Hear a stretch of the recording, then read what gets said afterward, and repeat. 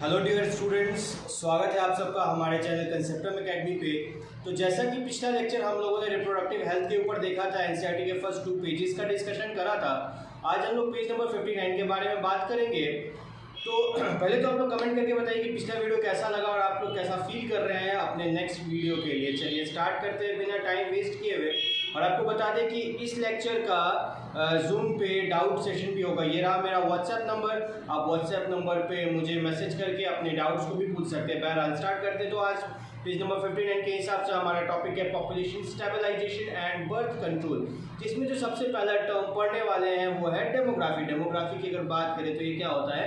Systematical study of या statistical study of human population is called demography. Define यहाँ पे आता रहेगा। आप देखें क्या बोला मैंने, statistical study of human population. जब ह्यूमन के पॉपुलेशन का हम लोग स्टैटिक्स में, फिगर्स में या किसी आधार पर उसका आकलन करते हैं तो उसको डेमोग्राफी कहा जाता है। सेंसस के बारे में बात किया जाए, जब कुछ पीरियड के बाद जनगणना होती है 10 साल के बाद, 11 साल के बाद, और उसमें देखा जाता है कि क्या ग्रोथ हुआ, किन चीज़ों में हम पीछे रह गए, किन चीज़ों में हम आगे थे, इसको सेंसस कहा जाता है।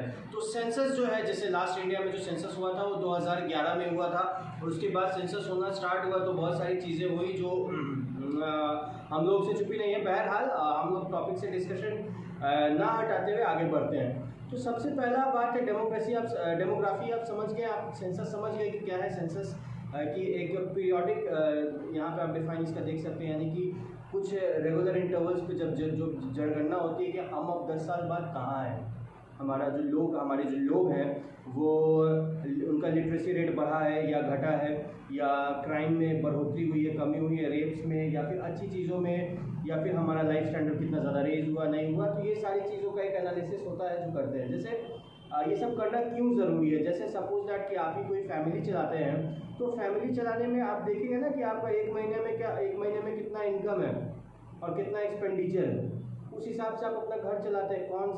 कौन घर का मेंबर ज़्यादा खर्चीला है या फिर कौन कम पैसे सेव करता है, उस हिसाब से आप घर चलाते हैं। तो उस तरीके से देश और दुनिया भी चलता है, इसीलिए सेंसस किया जाता है। क्योंकि बिना सिस्टम के किसी चीज़ को रन कर पाना थोड़ा मुश्किल हो जाता है। चीज़ें तो राम भरोसे चली जाती है लेकिन थोड़ा मुश्किल होता है, इसीलिए सेंसस और डेमोग्राफी की ज़रूरत पड़ती है। बहरहाल अब बात करते हैं कि पॉपुलेशन इतना बड़ा कंसर्न है कि उस चैप्टर में हम लोग कहीं ना कहीं पॉपुलेशन के इर्द गिर्द ही बात कर रहे होंगे। तो पॉपुलेशन इतना ज़्यादा अलार्मिंग रेट पे है और पॉपुलेशन इतना ज़्यादा पिछले टाइम्स में बढ़ क्यों रहा है, ये अभी वाले टॉपिक पे हम लोग बात करेंगे। जैसे कुछ डेटा दिया हुआ है आपके एनसीईआरटी पेज नंबर 59 में कि वर्ल्ड पॉपुलेशन जो 1900 में जो था 2 बिलियन, ठीक है, और 2000 में वो बहुत ही अलार्मिंग रेट से बढ़कर हो गया 6 बिलियन। यहाँ पे आप डेटा देख सकते हैं, वर्ल्ड पॉपुलेशन 1900 में हो गया कितना भाई, 2 बिलियन, और 2000 में ये चीज़ हो गया 6 बिलियन, और 2011 आते आते ये 7.2 बिलियन को क्रॉस कर चुका था। अगर इंडिया की बात करें तो हमारे आज़ादी के टाइम पे 1947 से 1950 के टाइम पे जो पॉपुलेशन था वो था 350 मिलियन। 2000 आते आते ये बिलियन को क्रॉस कर गया और 2011 में ये बढ़कर 1.2 बिलियन हो गया। तो ये एक डेटा है। अब आप इस डेटा को ज़रा ध्यान से देखिए। अब आप समझिए कि ये डेटा से आप क्या समझ रहे हैं कि पॉपुलेशन कितना ज़्यादा तेजी से, अलार्मिंग रेट से बढ़ रहा है, पॉपुलेशन का रेट कितना ज़्यादा फास्ट है, ठीक है। तो ये एक समस्या है। अब ये समस्या क्यों है? अब जैसे आप परिवार चलाते हैं और परिवार चलाने के दौरान अगर आपका जो परिवार की संख्या है वो बढ़ जाए, ठीक है ना, अब जो संख्या है वो सिर्फ बच्चों के पैदा होने से नहीं, माइग्रेशन और इमाइग्रेशन से भी होता है। क्या होता है माइग्रेशन और क्या होता है इमाइग्रेशन? सपोज करिए कि कुछ ग्रुप ऑफ स्पीशीज, आप लोग अकबर बीरबल वाला कहानी तो सुने होंगे कि क्या है कि अकबर से पूछ दिया, सॉरी बीरबल से अकबर साहब ने पूछ दिया कि बताओ कि भाई हमारे राज्य में कितने कौवे हैं, तो वो एक अनुमान लगा करके बता दिया और बोला कि इतने ही होंगे। बोले कि इससे ज़्यादा कम हुआ? अकबर ने पूछा कि इससे ज़्यादा कम हुआ तो फिर? तो बीरबल ने कहा कि अगर ज़्यादा हुए तो वहाँ दूसरे पड़ोसी राज्य से हमारे यहाँ आ गए होंगे, और अगर कम है तो हमारे राज्य से दूसरे जगह राज्य चले गए होंगे, यानी कि यहाँ से माइग्रेट कर गए होंगे, सॉरी माइग्रेट कर गए होंगे। तो माइग्रेशन का मतलब होता है एक जगह से दूसरे जगह जाना। अब वो खाने की तलाश में हो सकता है, फूड की तलाश में हो सकता है, घर की तलाश में हो सकता है। और माइग्रेशन क्या है, जब हम कहीं और से अपनी जगह आ रहे होते हैं तो वही माइग्रेशन है। तो इन सब चीज़ों से प्रभाव पड़ता है। एक तो बात आप समझ लीजिए, इकोसिस्टम में किसी भी एक भी कंपोनेंट के आने या जाने से बहुत ज़्यादा फर्क पड़ता है, ठीक है ना। क्यों पड़ता है? क्योंकि आप लोग फूड चेन पढ़े हैं और आप ये भी जानते हैं कि इकोसिस्टम का हर एक कंपोनेंट कहीं ना कहीं एक दूसरे से डिपेंडेंट होता है। क्लियर है चीज़? तो हम लोग अब टॉपिक से ना भटकते हुए आते हैं। ये तो समझ गए हम लोग, वर्ल्ड का पॉपुलेशन देख लिए, इंडिया का पॉपुलेशन देख लिए। तो ये अलार्मिंग रेट पे बढ़ रहा था। तो अलार्मिंग रेट पे बढ़ने से जो कंट्रोलिंग पावर जिनके हाथ में होता है उनको कंट्रोल करने में काफ़ी दिक्कत आती है। जैसे मान लीजिए कि पॉपुलेशन बहुत ज़्यादा बढ़ गया तो फिर पुलिस की संख्या भी बढ़ानी पड़ेगी, फूड का संख्या जो प्रोडक्शन होता है मार्केट वगैरह बढ़ाना पड़ेगा, मेडिकल फैसिलिटी ज़्यादा देनी पड़ेगी और भी बहुत सारी चीज़ें, और शायद फिर भी कम पड़ जाए। जैसे आप अगर कभी जूनियर क्लासेस में ग्रीन रिवॉल्यूशन के बारे में पढ़े होंगे, ब्लू रिवॉल्यूशन के बारे में पढ़े होंगे, वाइट रिवॉल्यूशन के बारे में पढ़े होंगे, तो आप देखे होंगे कि ग्रीन रिवॉल्यूशन क्या था, फूड के प्रोडक्शन से रिलेटेड था, जिसमें वर्ल्ड का जो फूड का प्रोडक्शन था उसको बढ़ा करके ट्रिपल कर दिया गया था, फिर भी वह ह्यूमन पॉपुलेशन की डिमांड को फुलफिल नहीं कर पाया था। तो ये एक इतना अलार्मिंग रेट से बढ़ता है, इसीलिए पॉपुलेशन एक बहुत बड़ा मुद्दा है भाई साहब हम लोगों के लिए। तो मुद्दा तो है। अब इसका कारण भी आपके एनसीईआरटी में दिया हुआ है कि क्या कारण है कि डेथ रेट इतना ज़्यादा कम हो गया है और पॉपुलेशन इतने अलार्मिंग रेट पे बढ़ा। तो इसका कारण तो एक समझ में आता है कि पिछले टाइम्स में बहुत सालों से 1900 से जब भी एडवांसमेंट आया है माइक्रोस्कोपिक में, तो उससे क्या हो रहा है, तो पॉपुलेशन रेट का इतना ज़्यादा बढ़ने का कारण मेडिकल फैसिलिटी में इंक्रीज होना, लोगों का लाइफ स्टैंडर्ड इंक्रीज करना, लिटरेसी रेट का बढ़ना और प्रेगनेंसी के टाइम पे पोस्ट प्रेगनेंसी केयर जो होता है, पोस्ट नेटल केयर जिसके लिए वर्ड यूज होता है, प्रेगनेंसी के बाद के केयर को पोस्ट नेटल केयर कहा जाता है। तो ये सारी चीज़ों के कारण डेथ रेट काफ़ी कम हुआ। पहले भी जैसे एग्जाम्पल देख लीजिए ना, पहले के टाइम पे बच्चा लोग जो पैदा होता था वो पहला बच्चा पैदा होने के बाद बहुत बच्चा मर जाता था, जिसका कारण शायद RH फैक्टर है। तो उस वक्त उतना ज्ञान नहीं होता था। अब क्या होता है कि माँ को उसके अगेंस्ट में एंटीबॉडी दे दिया जाता है तो बच्चे नहीं मरते। तो डेथ रेट काफ़ी कम हो गया, जिसके कारण फैमिलीज की संख्या, पॉपुलेशन बहुत ज़्यादा बढ़ गया और इसके बढ़ जाने के कारण समस्याएं आ रही हैं। तो इस बात को शायद हमारा जो सरकार है वो बहुत बेहतर तरीके से पढ़ रही है, इसलिए हमारा मेडिकल फैसिलिटी शायद कम हो गया है और शायद कहीं ना कहीं हमारा सरकार थैनोस का रोल प्ले कर रही है इस पैंडमिक में।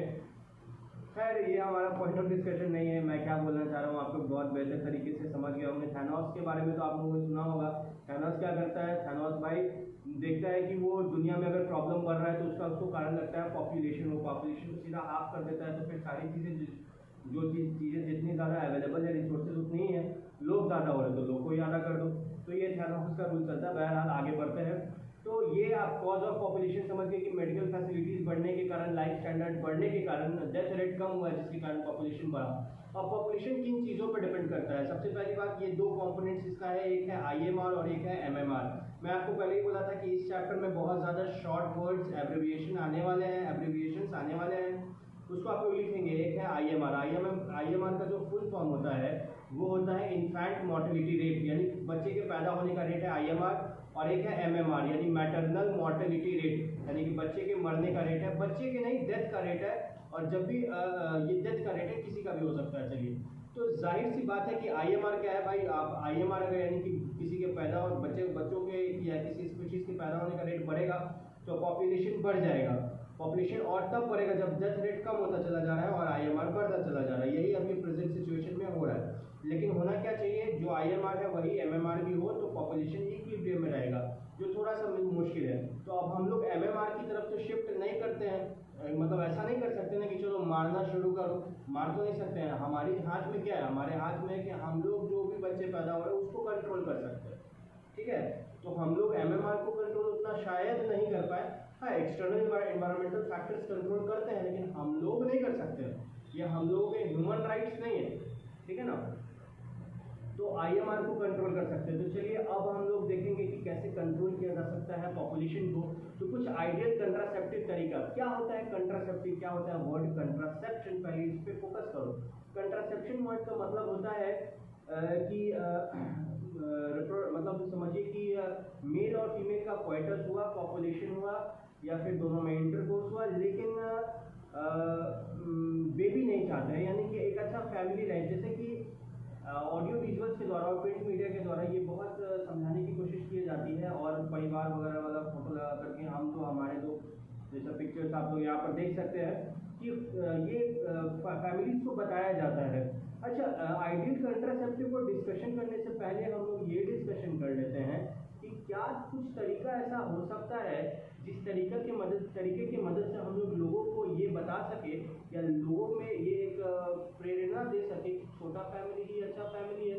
ठीक है, तो हाँ, कुछ तरीका है। एक बार याद है कि मुझको मैं रिप्रोडक्टिव हेल्थ क्लास में पढ़ा रहा था, तो मैं एक स्टूडेंट बहुत अच्छा आंसर किया था। ये मैं आप लोगों को बताता हूँ, पहले इसको समझिए। तो पहले तो स्मॉल फैमिलीज को इनिशिएट करने का क्या क्या हो सकता है उपाय। तो सबसे पहला उपाय कि गवर्नमेंट क्या करे कि जो भी स्मॉल फैमिलीज हैं जिनके 2 बच्चे हैं या 1 बच्चे हैं, उनको कुछ रिवॉर्ड्स दे दे, या फिर ऐसा कुछ कर दे कि जिनके 3 बच्चे हैं उनके घर में तीसरा बच्चा को गवर्नमेंट का कोई फैसिलिटी नहीं मिलेगा, या वोटिंग राइट्स नहीं होगा, या फिर नहीं, वोटिंग राइट्स तो मुझे नहीं बोलना चाहिए, या फिर ऐसा कुछ हो कि सरकारी नौकरी नहीं दिया जाए, जो भी है। तो ऐसे कुछ लुभावना ऑफर जो भी होता है, ये सारी चीज़ें दिया जाए ताकि लोग समझ सके स्मॉल फैमिली का महत्व। ठीक है, और मैंने क्लास में पूछा था कि तुम लोग बताओ क्या हो सकता है भाई कि जिससे स्मॉल फैमिली को प्रेरित किया जा सके, या कोई तरीका बताइए जिससे पॉपुलेशन कंट्रोल हो सके और बेबी भी हो आपके पास। तो एक बच्चे ने बड़ा अच्छा जवाब दिया था, शायद उसका नाम समीर था, हाँ समीर था। उसने जवाब दिया था कि सर हमारे एरिया में, लोकेलिटी में हर जगह कहीं ना कहीं अनाथ आश्रम होते हैं, जहाँ पे लाखों करोड़ों बच्चे होते हैं जो बस बिना गार्जियंस के इधर उधर जा रहे होते हैं, तो उनको आप लोग अडॉप्ट कर सकते हैं। तो मैं आप लोग से ये भी इनिशिएट करना चाहता हूँ कि ये भी एक कदम आप उठा सकते हैं, बच्चे लोगों को अडॉप्ट कर सकते हैं, और इस तरीके से आप पॉपुलेशन कंट्रोल में एक बहुत बड़ा योगदान देंगे। बिल्कुल सही। अब बात करते हैं, हम लोग फोकस कर रहे थे आइडियल कंट्रासेप्शन पे। कंट्रासेप्शन वर्ड का मतलब होता है कि सेक्सुअल इंटरकोर्स हो, प्लेजर हो, लेकिन बेबी नहीं हो, ताकि क्या हो, पॉपुलेशन एक्सप्लोजन इतना ज़्यादा नहीं हो। आप लोगों को एक फैक्ट बता देते हैं कि डॉल्फिन और ह्यूमंस जो है, ये 2 एक ऐसे स्पीशीज़ है जो रिप्रोडक्शन सिर्फ जॉय के लिए, फन के लिए भी करते हैं, लेकिन इसके अलावा और सारे स्पीशीज़ जो है, ज़्यादातर, मैं सबकी बात नहीं कर रहा हूँ, एकदम 100% ज़रूरी नहीं कि एक्सेप्शन इसमें ना हो, ज़्यादातर ब्रीड के लिए, और क्योंकि बहुत सारे तो सीजनल ब्रीडर्स भी होते हैं ना, कि कुछ सीजन में ब्रीड करते हैं, तो वो अपने पॉपुलेशन को बढ़ाने के लिए या ब्रीडिंग करने के लिए करते हैं, लेकिन डॉल्फिन और ह्यूमन जो है वो जॉय के लिए भी करते हैं।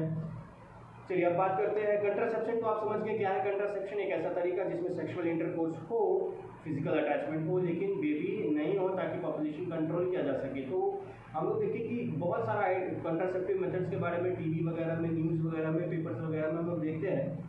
क्या क्राइटेरिया होगा कि हम लोग चूज़ करेंगे कि अच्छा ये वाला कंट्रासेप्टिव मेथड नहीं, ये वाला कंट्रासेप्टिव मेथड लेंगे, ये वाला नहीं, ये वाला लेंगे। तो उसके लिए कुछ एक कैरेक्टरिस्टिक है, ये रहा कैरेक्टरिस्टिक। सबसे पहला आइडियल कंट्रासेप्टिव में यूज़र फ्रेंडली होना चाहिए, यानी कि ऐसा नहीं है कि उसको यूज़ करें तो फिर आपके बॉडी पे हार्म हो जाए, यानी कि काफ़ी आसानी से यूज़ करना हो। दूसरा, ये आसानी से मार्केट में अवेलेबल होना चाहिए, इफेक्टिव होना चाहिए। तीसरा जो सबसे इंपॉर्टेंट है कि इफेक्टिव होना चाहिए, कि ऐसा नहीं कि सेक्सुअल इंटरकोर्स के टाइम पर आप यूज़ किए किसी चीज़ का और वह फेल हो जाए, तो वो भी काफ़ी डेंजरस होता है।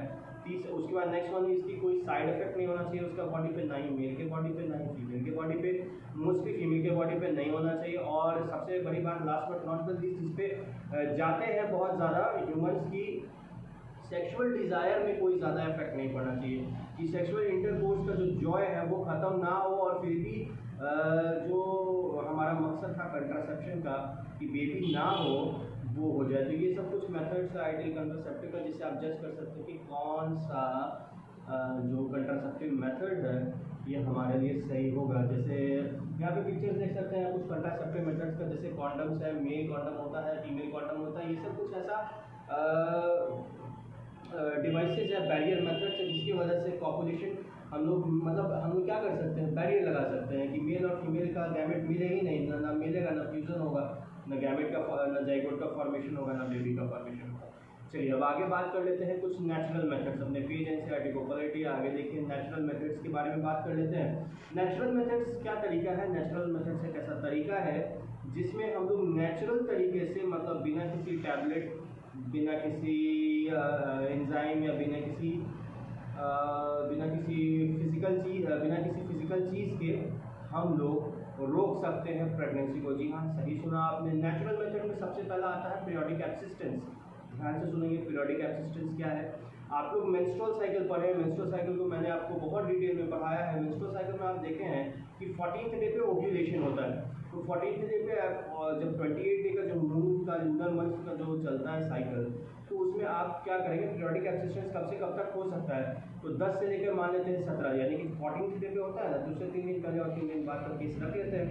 तो 14th डे पे ओव्यूलेशन होता है। क्या होता है ओव्यूलेशन? 14वें दिन पे फीमेल के ओवरी से एग रिलीज होता है।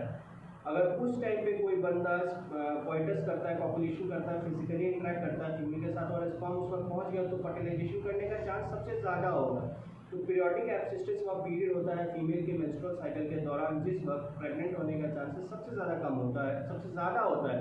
तो उस वक्त अगर अवॉइड करें कोइटस को, इंटरकोर्स को, फिजिकल होने को, तो हो सकता है कि प्रेगनेंसी का चांसेस सबसे ज़्यादा कम हो।